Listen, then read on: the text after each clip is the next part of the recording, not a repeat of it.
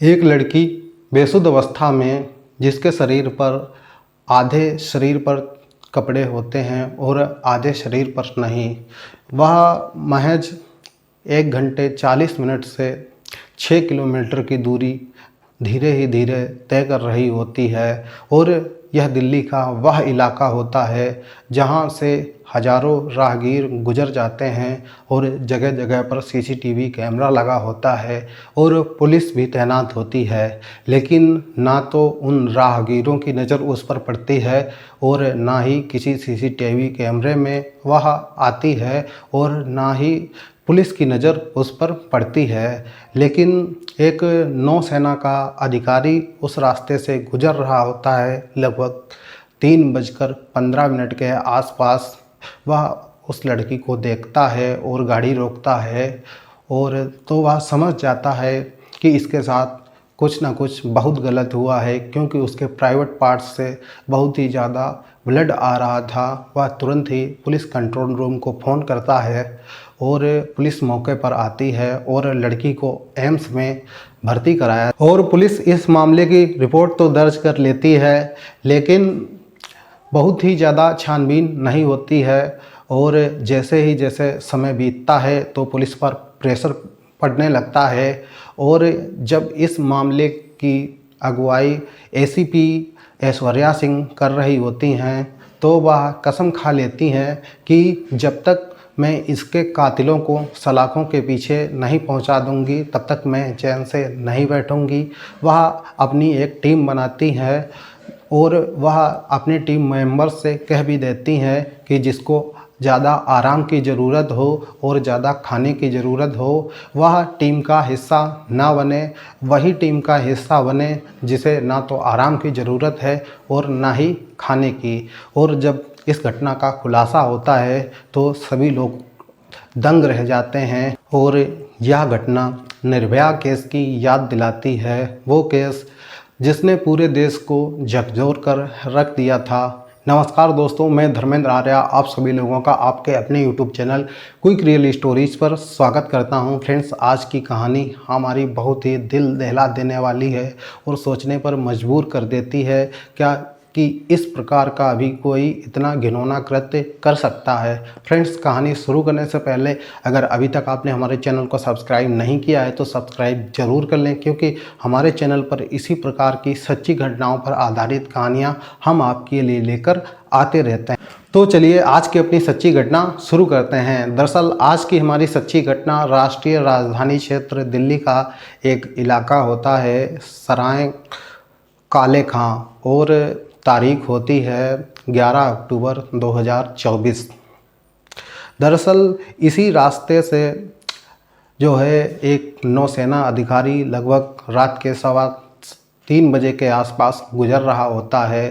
तभी उसकी नज़र रोड के किनारे एक बेसुध अवस्था में पड़ी हुई लड़की पर जाती है और वह अपनी गाड़ी रोकता है और उस लड़की को देखता है तो वह समझ जाता है कि इस लड़की के साथ कुछ ना कुछ बहुत गलत हुआ है और वह इसकी सूचना तुरंत पुलिस कंट्रोल रूम को देता है। पुलिस मौके पर आती है और लड़की को एम्स में भर्ती कराया जाता है।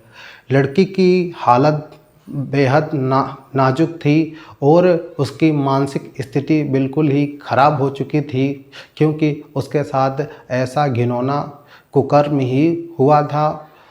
और अब पुलिस के सामने यह सबसे बड़ा सवाल था कि रेप किसने किया है और वो कौन लोग हैं। पुलिस को समझ में नहीं आ रहा था कि इस घटना की जांच कहां से शुरू की जाए। तभी इस मामले की जो एसीपी होती हैं ऐश्वर्या सिंह, वह उनके दिमाग में एक आइडिया आता है।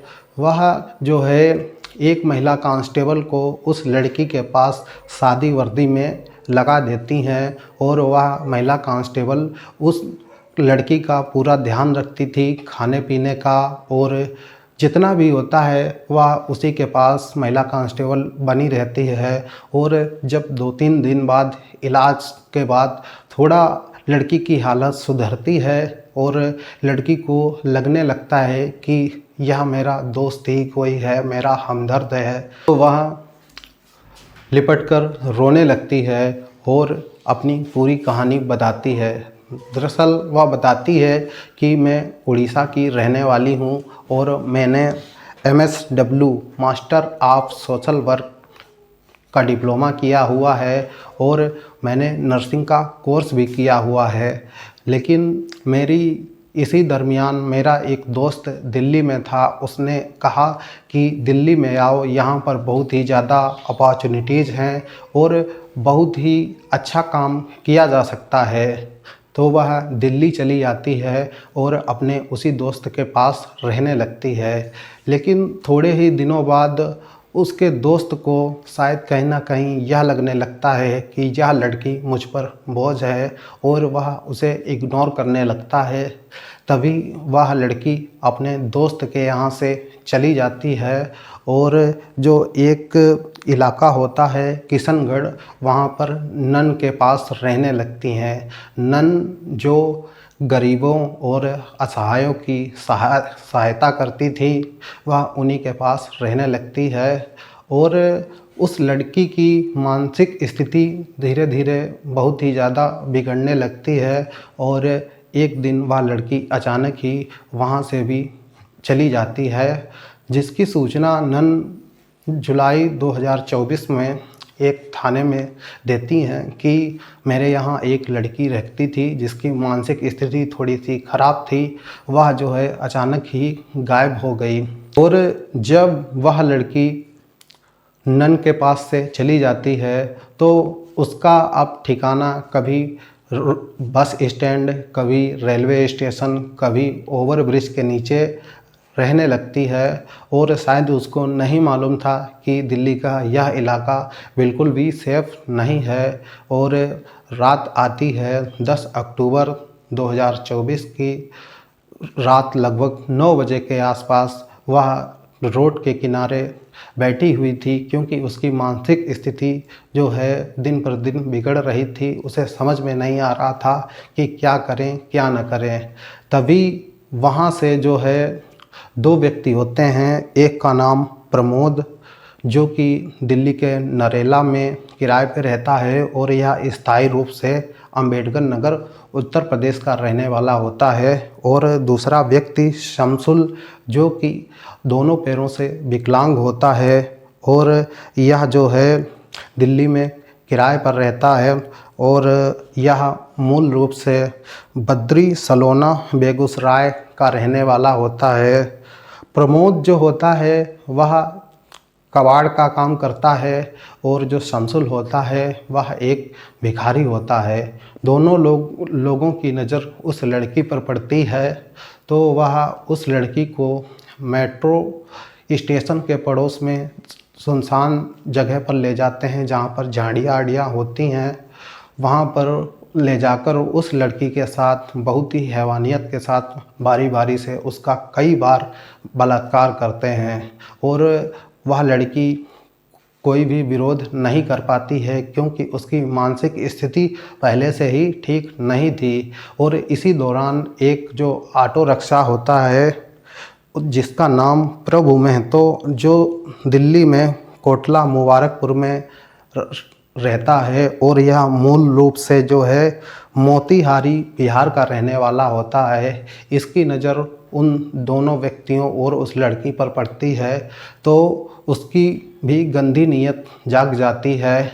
अब वह जो है तीनों उस लड़की को ऑटो में जो है बिठाते हैं और रिंग रोड फिरोज शाह कोटला की तरफ ले जाते हैं। वहाँ पर एक किला होता है, किले के पीछे वह तीनों लोग बारी बारी से उसका कई बार रेप करते हैं और जब उनका मन भर जाता है तो वह उस लड़की को वहीं पर छोड़ देते हैं और लड़की किसी तरीके से धीरे धीरे रिंग रोड से चलकर वह काले खां सराय इलाके में आ जाती है। और इसी दरमियान वहाँ से एक नौसेना का अधिकारी गुजरता है तो देखता है कि सड़क के पड़ोस में एक बेसुध हालत में अवस्था में एक लड़की पड़ी हुई है। वह तुरंत ही गाड़ी रोकता है और उस लड़की को जैसे ही देखता है वह समझ जाता है कि इसके साथ कुछ ना कुछ बहुत गलत हुआ है और वह तुरंत ही जो है पुलिस को सूचना देता है और पुलिस मौके पर आती है और लड़की को एम्स के हॉस्पिटल में भर्ती कराया जाता है और उसका इलाज चलता है। अब पुलिस के सामने सबसे बड़ी समस्या यही थी कि इसका रेप किसने और कौन लोग हैं वो जिन्होंने इतनी हैवानियत के साथ जो है इसके साथ ऐसा गंदा कृत्य किया है। लेकिन लड़की जो होती है वह बिल्कुल बेसुध अवस्था में होती है, वह बोलने की स्थिति में नहीं होती है। तो जो इस मामले की पूरी जांच कर रही होती हैं एसीपी ऐश्वर्या सिंह मैडम, वह जो है उनके दिमाग में एक आइडिया आता है। वह एक महिला कांस्टेबल को सादी वर्दी में उसके पास जो है देख रेख के लिए कर देती हैं और लड़की जब धीरे धीरे ठीक होती है 2-3 दिन बाद, तो वह पूरी कहानी बताती है कि जो है एक ऑटो वाला होता है और 2 अन्य लोग होते हैं। उन लोगों ने मेरे साथ बहुत ही दर्दनाक तरीके से मेरा बलात्कार किया।